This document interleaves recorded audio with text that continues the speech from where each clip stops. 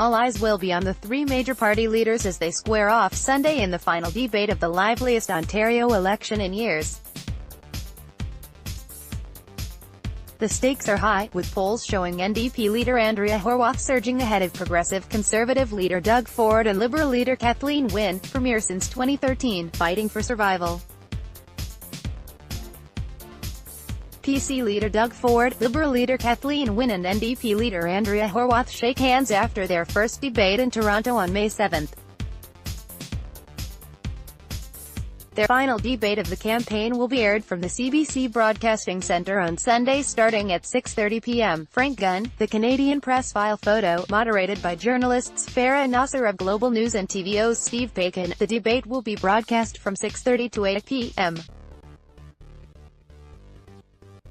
on CBC, CTV, Global, TVO, CPAC and CHCH. It is the third debate of the campaign. City hosted a Toronto event and another was held in Parry Sound on Northern Ontario issues, and will be the last time the leaders share a stage before the June 7 vote.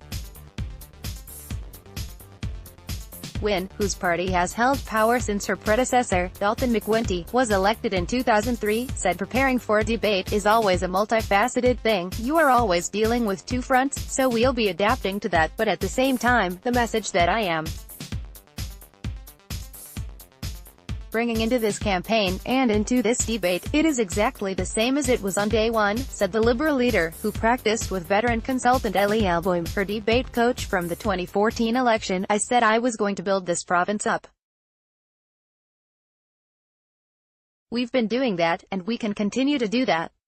We know how to do it, we've got the plan that will allow us to do it.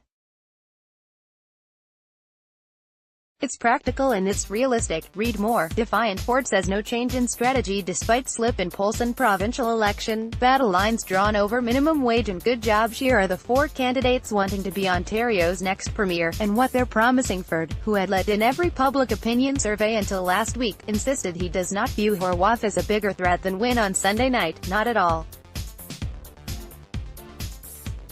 I'll be very frank, I think we're all three pretty good debaters, said the Tory leader, who has been doing debate prep at Le Germain, a downtown Toronto boutique hotel on Mercer Street.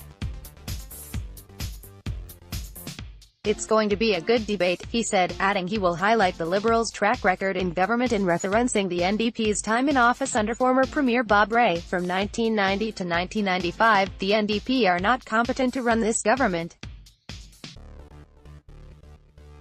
It's very, very simple, said Ford. We've seen 15 years of Liberal regime, but the NDP would be an absolute disaster.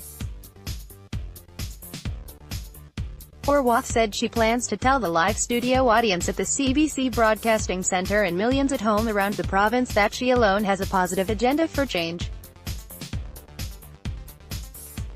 The New Democrat leader said she would stick to touting her party's solutions for problems like overcrowded hospitals, and avoid the mudslinging we've seen between Kathleen Wynne and Doug Ford. I'm going to try to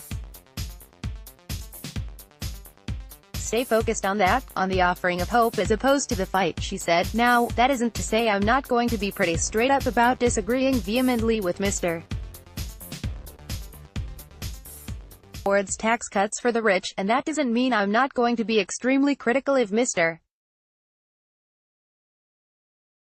Ford's lack of transparency around the problems with the nomination meetings, for example, that his party struggles with, Horwath said.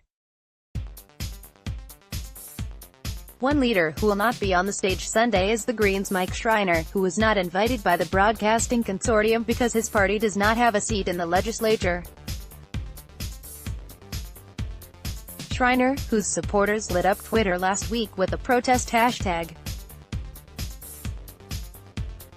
He noted that, like the Liberals, Tories and New Democrats, the Greens receive public subsidies and are fielding candidates in all 124 Ontario ridings. The broadcasters have still yet to explain why they decided to use different rules than those set by Elections Ontario for public funding of political parties, Schreiner said.